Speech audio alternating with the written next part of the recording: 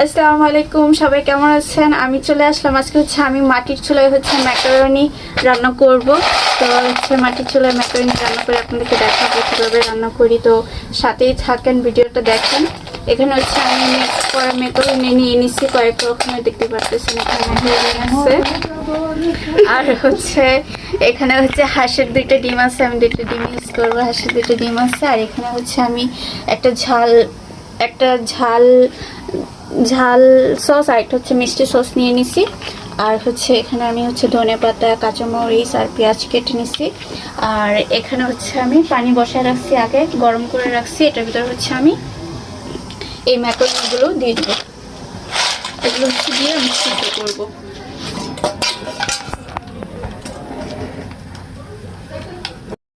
আর এখানে আমি সিদ্ধর ভিতরে একটু লবণ দিয়ে দিচ্ছি, যেন মানে পাস্তাটা যেন একটু সিদ্ধ হয়ে যায়, ম্যাকারনিটা যেন সিদ্ধ হয়ে যায়।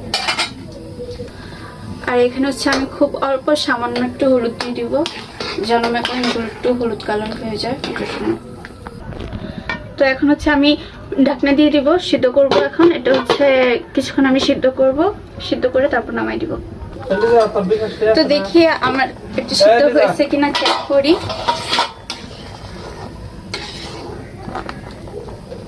এটা সিদ্ধ হয়ে গেলে নামাই নিব।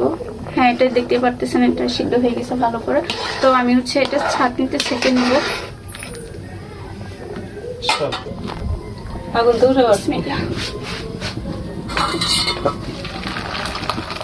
তো আমি ম্যাকারনি গুলো ঢেলে নিচ্ছি। এগুলো আমি এখন একটু ঠান্ডা পানি দিয়ে ধুয়ে নেব।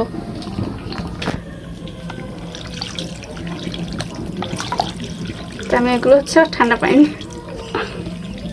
ধুয়ে নিলাম। দেখতে পারতেছেন আমি কিন্তু এটা সিদ্ধ করে নামায় ঠান্ডা পানি দিয়ে ধুয়ে নিলাম। এখন কড়াইটা এখন বসাই নিলাম। তো এখানে আমি প্রথমে ডিমটা ভেজে নিব। তো ওইটার ভাজার জন্য পরিমাণে আমি একটু তেল দিয়ে নিলাম, একটু ঘি দিস। আচ্ছা। আর এটাকে আমি ভালো করে করে দিব।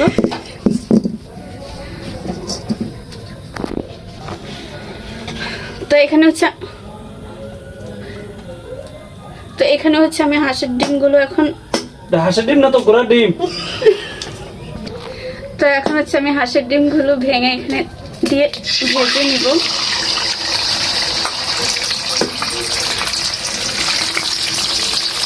দুইটা কালার দিচ্ছি, 2 রকম। আর ডিমগুলোর উপর দিয়ে আমি একটু লবণ ছিটে দিয়ে নিব, সামান্য ডিমের পরিমাণে।